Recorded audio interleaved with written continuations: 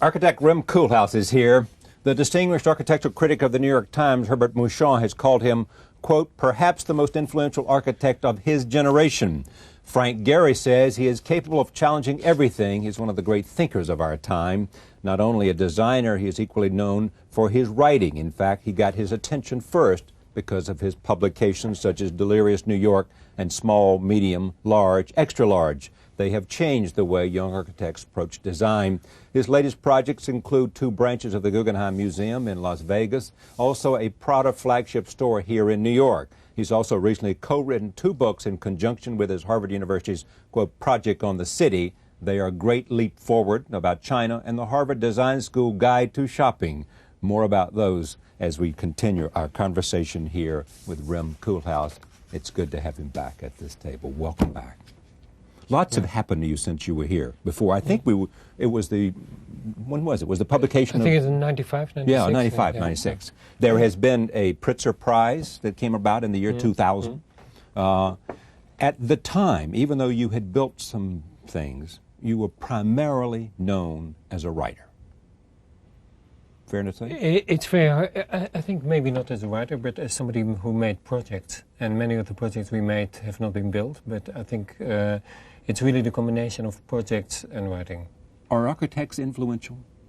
No, I would say no. I think architects kind of right now have a very curious status. They are important, but I don't think they have influence. And I think the reason is that, you know, for the past 20 years, we have been undergone the blessings of the market economy. And that has been, in many ways, a kind of very euphoric condition. But, and it has made architects very important in terms of people who can produce identities and people who can produce masterworks and people who can produce things that the market economy needs.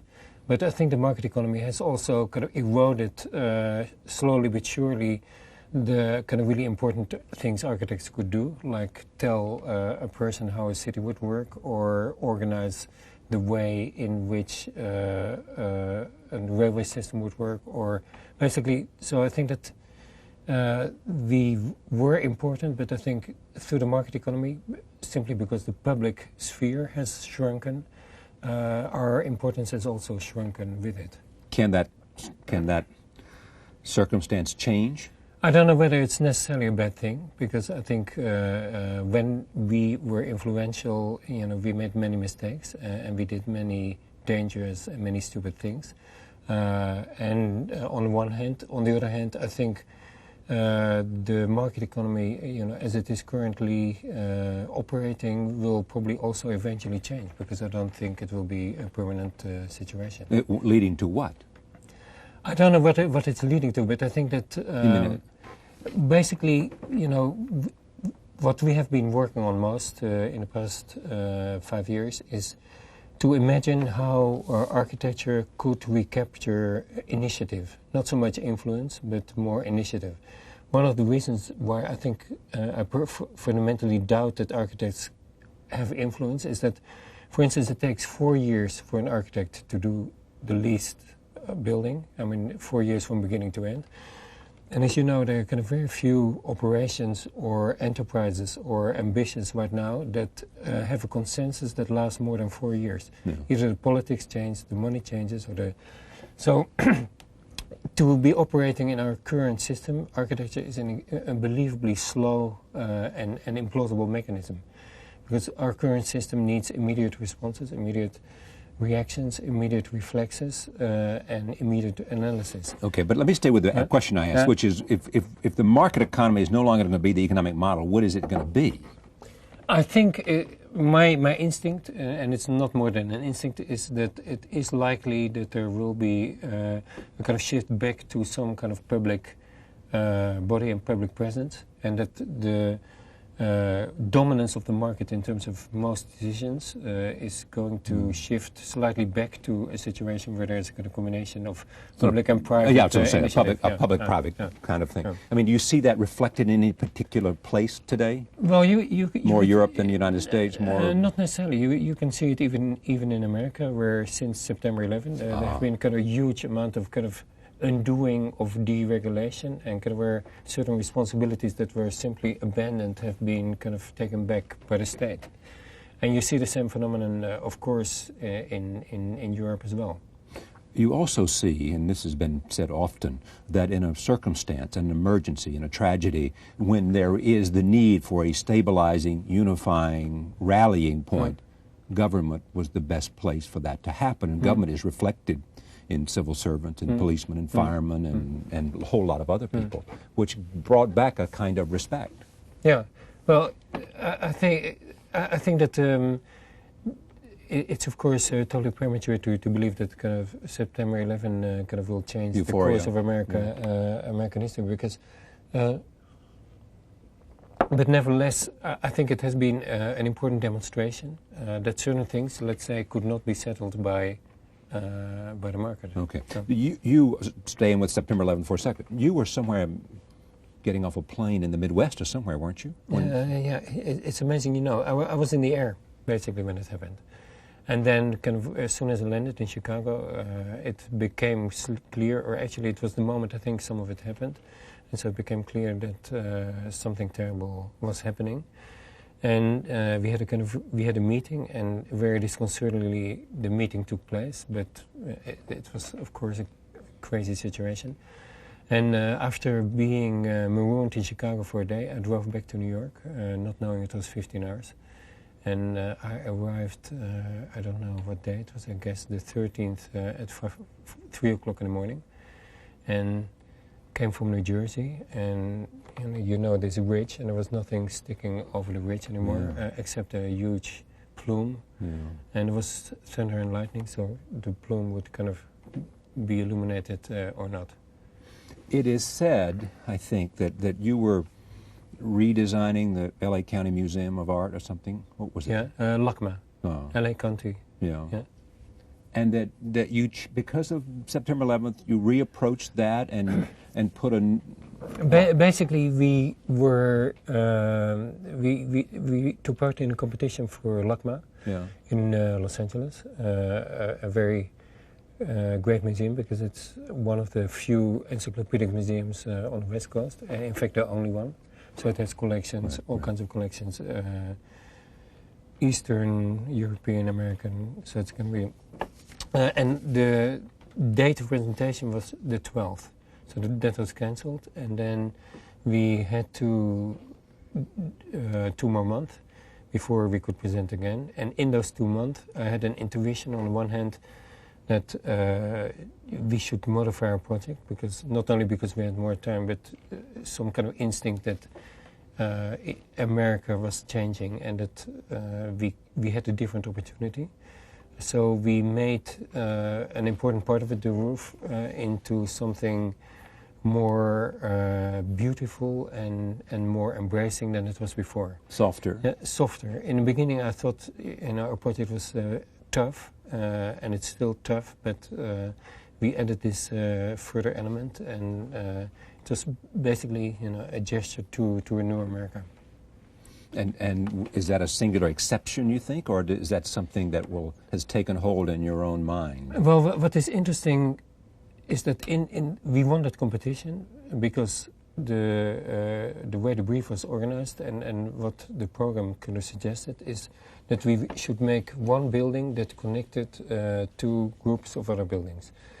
And we tried to do that because, if you're an architect, you want to win competitions, and usually you win competitions if you do what people want. But in this case, we really couldn't convince ourselves it was the right thing to do. So what we did, and we were kind of really daunted by the enormity, was to propose to destroy most of the existing building and to redesign it. Start entirely from scratch, to start with a new building. And so the irony is that I think the effect of September 11 were twofold. On the one hand, we changed the building, but I think on the other hand, the committee that we had to present to were also in a different mood and were able and inclined to pose more serious questions. So, like, is it worth doing a new building, or does it have advantages to do a new building? And perhaps more than anything else, how radical is it worth being after September 11th? I think it was a radicalism that was stimulated by the events. Take a look at this, because you have used a word that generally is not associated with you a lot, which is beauty. I mean, I know that's a major tragedy. Yeah. what? I wish it were. Huh? You wish beauty was more associated with you. But words like brutal and challenge and have been. Roll tape. This is a conversation I did with Richard Serra, the noted sculptor. Here it is. Where's beauty? Beauty is kind of like a notion that's very, very hard for me to understand, in that it seems to be something that people lay over any given historical period, and the criteria always seems to be behind the times. I think, for the most part, artists don't get involved with beauty. They get involved with the language of art, they get involved with trying to extend the language of art, and if beauty happens, it's a residue of their involvement in the particularities of what they're trying to accomplish in terms of communicating something to someone else. The public may have some notion that artists are up to making beautiful things, but if you talk to artists seriously, that's not what they're up to. Here's what's interesting about that. You have said almost the same thing. Yeah. Almost the same thing. Yeah. Beauty is not the goal, but if it's a byproduct, okay. I could modify it slightly. And say that, of course, we work for beauty, and of course we try to do beautiful things, and of course we think everything we do in some way is extremely beautiful. But I think we simply don't have the words to really talk about it. And I think that is, that is also... The language of beauty is not there. The language of beauty is not there, perhaps to me personally, perhaps because of my background, perhaps because of the kind of overwhelming pressure of other interests. I've never kind of really, partly also because I thought it was kind of much more evident than it turned out to be. But I've never felt the need to kind of really talk about beauty and talk about why things we do are beautiful. It's just an inhibition, I think, or a kind of handicap.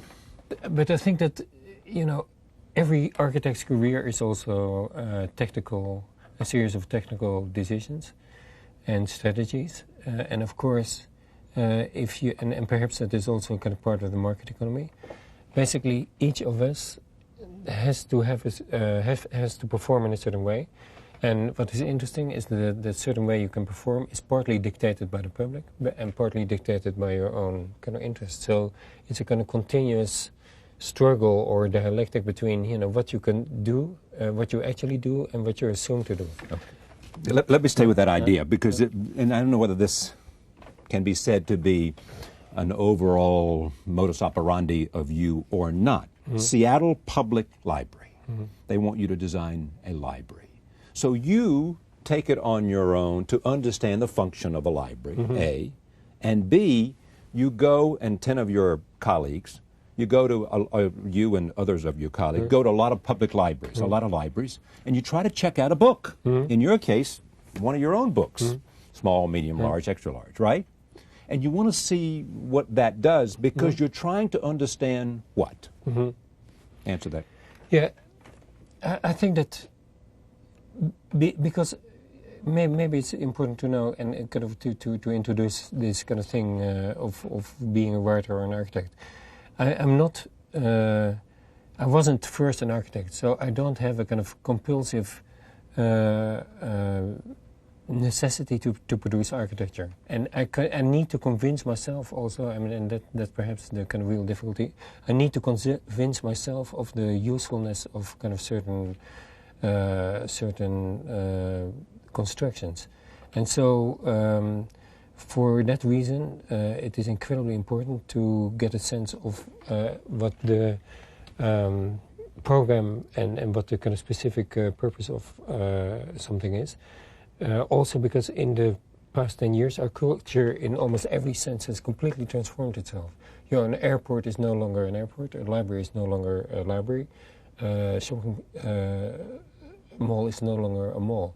So for that reason, I think that we are continuously involved in kind of redefining things, And in that redefinition, it is very important that you can experience something at its most, let's say, intellectual, but also at its most basic level.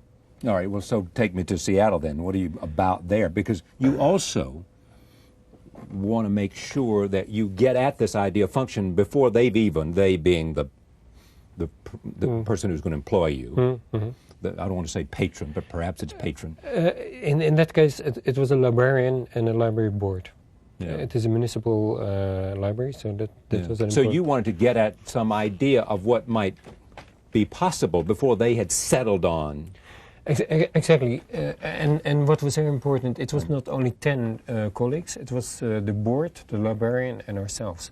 So it was also kind of way in which during this kind of whole journey we could kind of sense each other's sensibilities, each other's allergies, and each other's ambitions. And so it was very important to have the dialogue and to kind of establish a relationship really before you start introducing architecture. Because once you introduce architecture, it's very soon and practically immediately becomes about being good or bad or correct or wrong or ugly or beautiful. So it was kind of, first we had a relationship as normal people, and then we had a professional relationship as board and architect. Relationship as normal people meaning we just were, what, friends? We were... Well, we had a dialogue, we had a conversation. Yeah.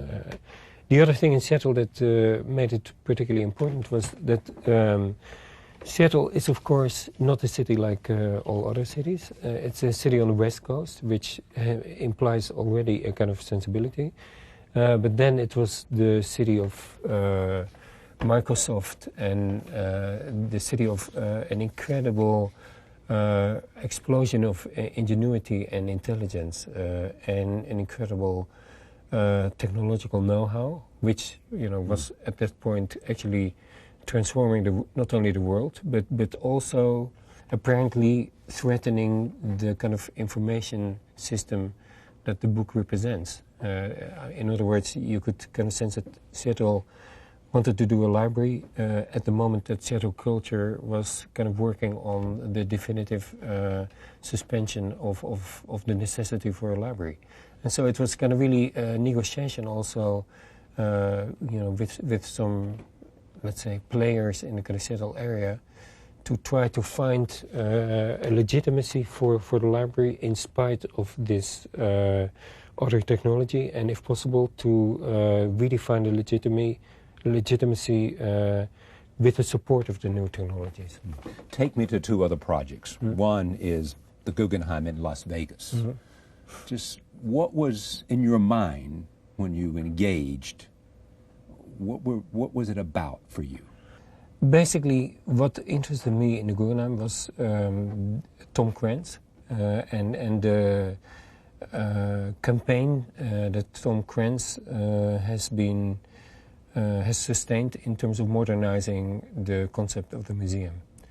Tom Cranz was the first one who thought of the idea of having a museum that could have one kind of headquarters seat, but that could also have outposts. Almost satellites. Satellites. And exhibitions could go from one place to the other around the world. And he was incredibly successful with doing that with Frank Gehry and Bilbao. And basically, Las Vegas seemed the second most plausible opportunity. Why? Well, basically, why? I think there was an opportunity in terms of a client who was interested in launching it. But I think even more, and that is where this kind of operation actually intersects with Harvard Guide to Shopping, in the sense that in that context I had kind of really studied Las Vegas and compared to Las Vegas how it had evolved since '72, the time that Bob Venturi looked at it, and discovered that in the meantime it really had become an incredibly urban metropolitan area with a huge population, huge facilities. Fastest growing city in America. Fastest growing city in America, and also a truly diverse kind of population. It was not only the kind of caricature of casinos, but also kind of much more diversity, and in themselves the casinos had also diversified from kind of purely gambling to being family oriented. Right. So it was huge entertainment for the family. And it was really challenging for me to see whether a kind of serious architect could intervene in that situation without losing credit or without being condescending, basically. And so what we did there was not only one element for the Guggenheim, a big exhibition hall, but we also, and that was a second part of why I was attracted to the operation, a small building for the Hermitage Museum, where the Hermitage Museum would lend some of its most beautiful works exhibited in Las Vegas, and earn money that would be applied to renovating some of the Hermitage in Petersburg. Right. Let's so also it was make a kind of circulation that was fascinating. Let's make the point also that it was the building was going to be part of a casino. It was embedded in a casino. Embedded in a casino. Embedded in a casino, and but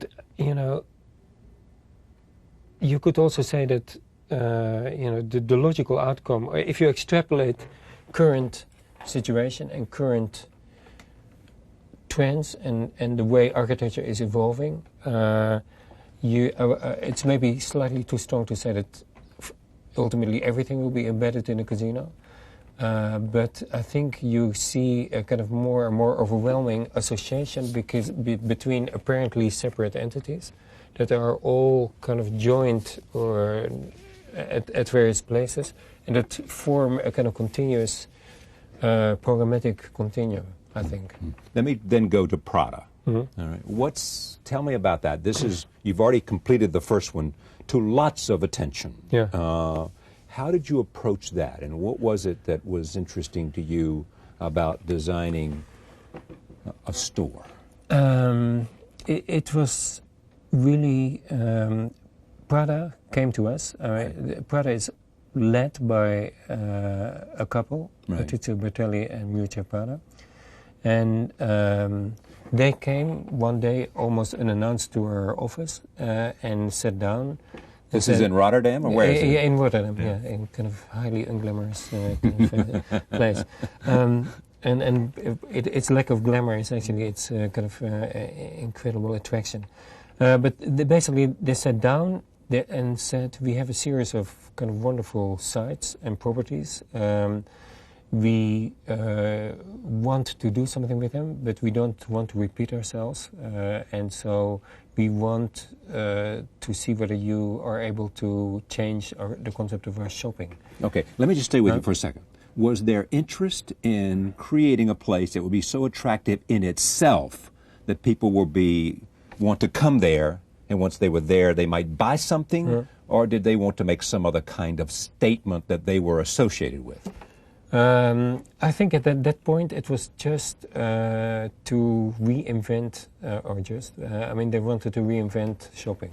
And I told them frankly that by coincidence, because I was in the middle of doing the book, I knew a lot about shopping, but I was not convinced myself that we could do it.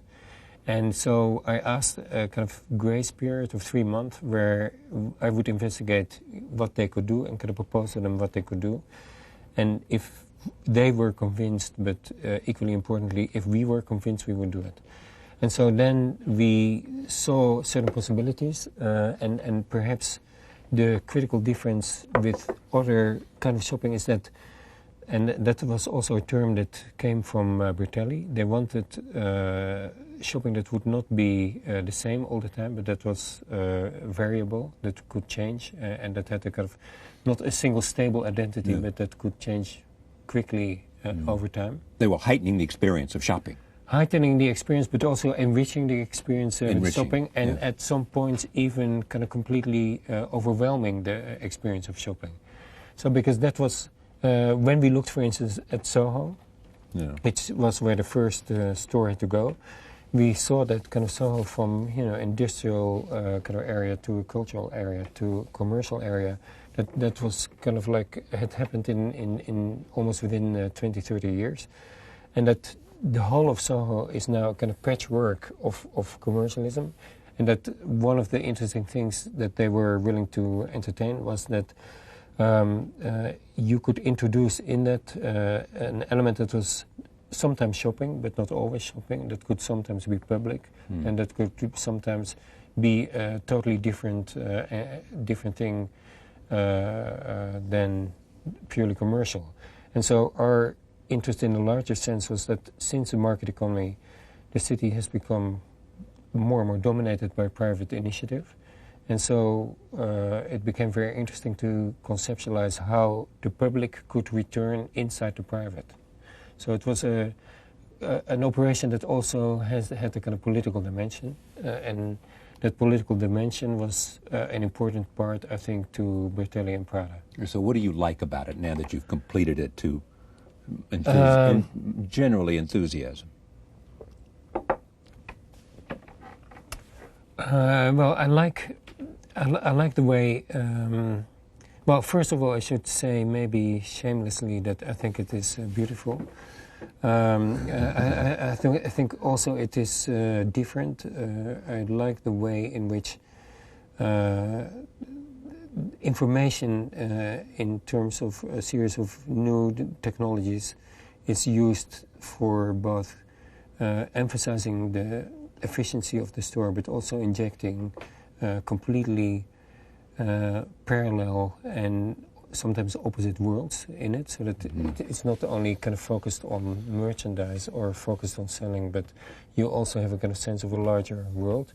And I'm very looking forward to the effect that the first performances will have on the store. Okay, now you're going to do another one for them, at least one more, I know. Yeah, we were working on one in Los Angeles, yes.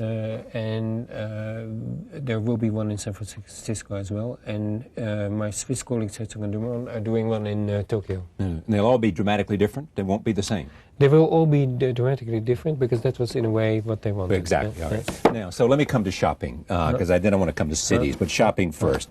Here is what, just explain to me, you teach at the Harvard School of Design, and you have these graduate students there. You said to me something fascinating because I was relating an experience I have with 4 students who are working with this program, and you said the students are smarter than the teachers these days. Or you said it better than that. Yes, maybe not smarter, but no, you said it better. What did you say? I think basically when I first came to Harvard or to any school, the kind of model was that a teacher taught people, what to design, what to do. And you would be there, and for instance, an example was to rehabilitate a kind of abandoned harbor pier in Boston Harbor. Yeah. And basically, you looked at the student body, and the student body, was only partly American. It was, in the meantime, incredibly diverse, incredible injection of Asian, European, and even African presence, lots of South American too.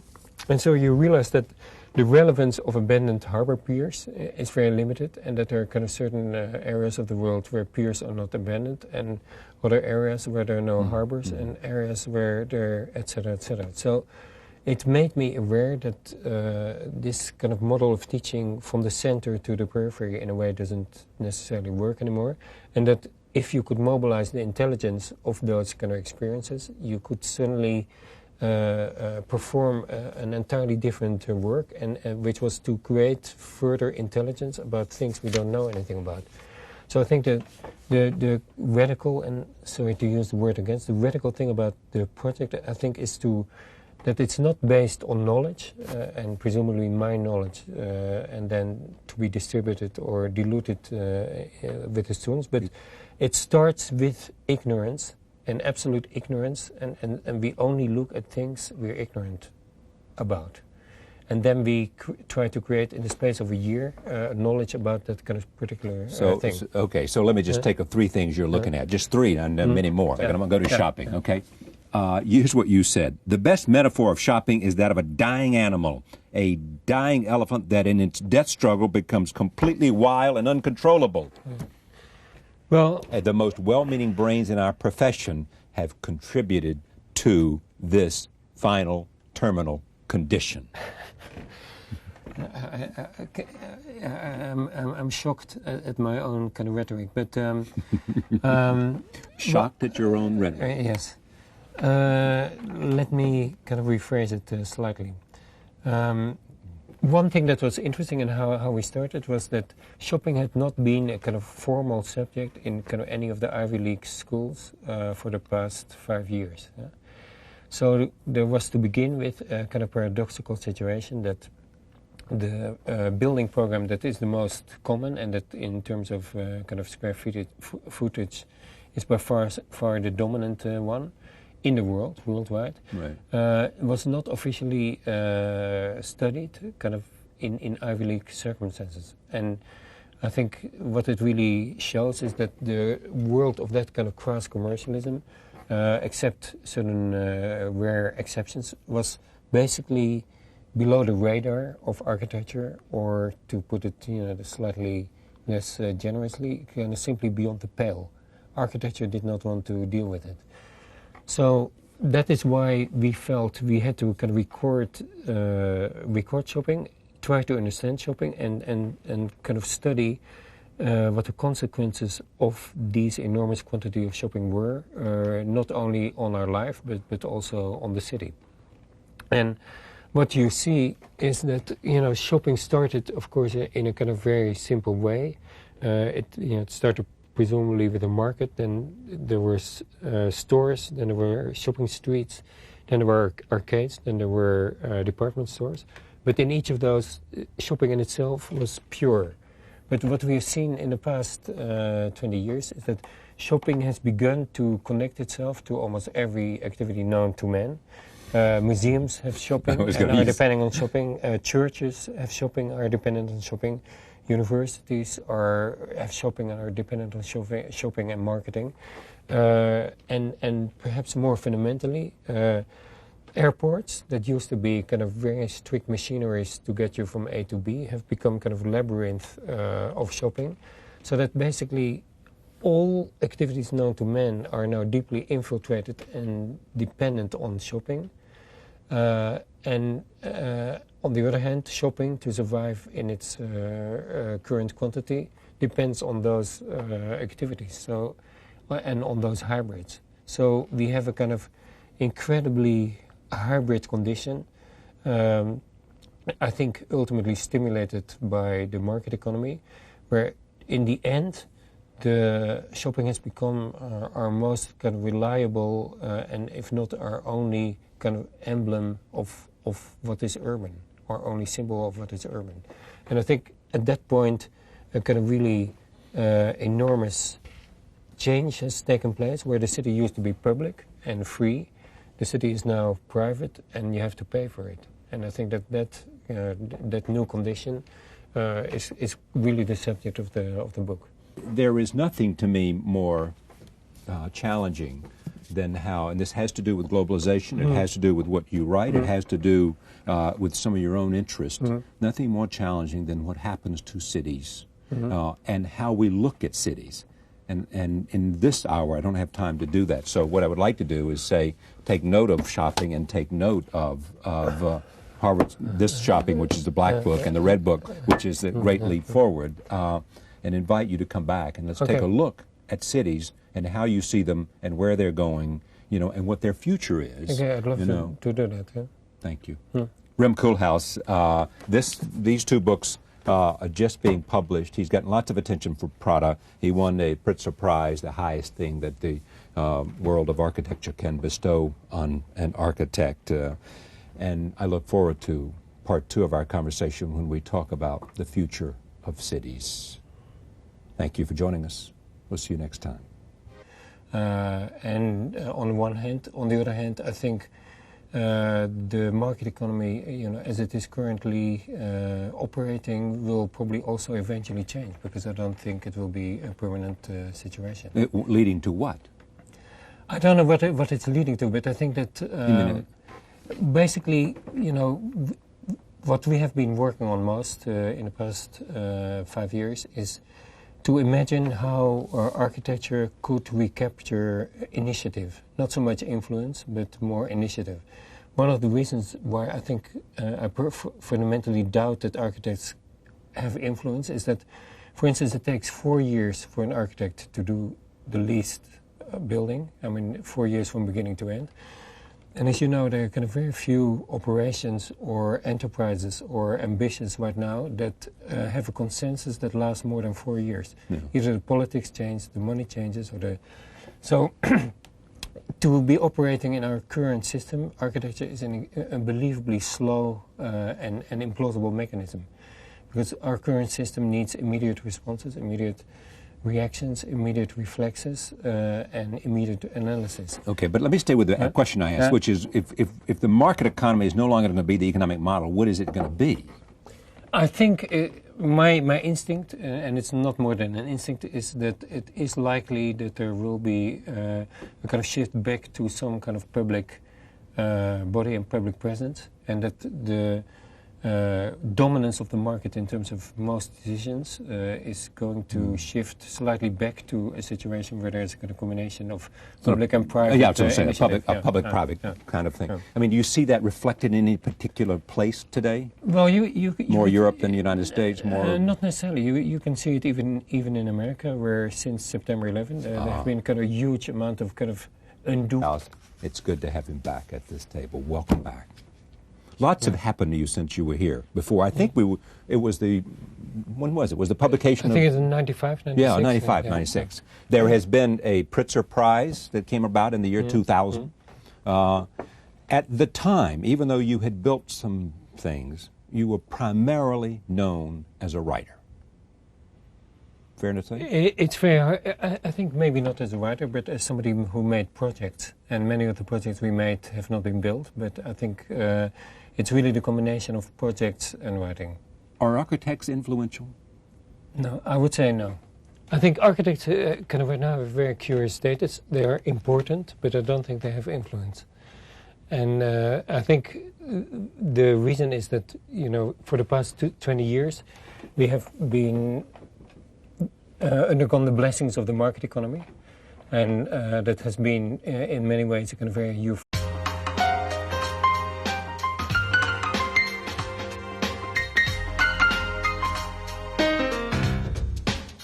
Architect Rem Koolhaas is here. The distinguished architectural critic of the New York Times, Herbert Mouchon, has called him, quote, perhaps the most influential architect of his generation. Frank Gehry says he is capable of challenging everything. He's one of the great thinkers of our time. Not only a designer, he is equally known for his writing. In fact, he got his attention first because of his publications such as Delirious New York and Small, Medium, Large, Extra Large. They have changed the way young architects approach design. His latest projects include 2 branches of the Guggenheim Museum in Las Vegas, also a Prada flagship store here in New York. He's also recently co-written 2 books in conjunction with his Harvard University's, quote, Project on the City. They are a great leap forward about China and the Harvard Design School Guide to Shopping. More about those as we continue our conversation here with Rem Koolhaas. Euphoric condition. But and it has made architects very important in terms of people who can produce identities, and people who can produce masterworks, and people who can produce things that the market economy needs. But I think the market economy has also kind of eroded slowly but surely the kind of really important things architects could do, like tell a person how a city would work, or organize the way in which a railway system would work, or basically. So I think that we were important, but I think through the market economy, simply because the public sphere has shrunken, our importance has also shrunken with it. Can that circumstance change? I don't know whether it's necessarily a bad thing, because I think when we were influential, you know, we made many mistakes and we did many dangerous and many stupid things.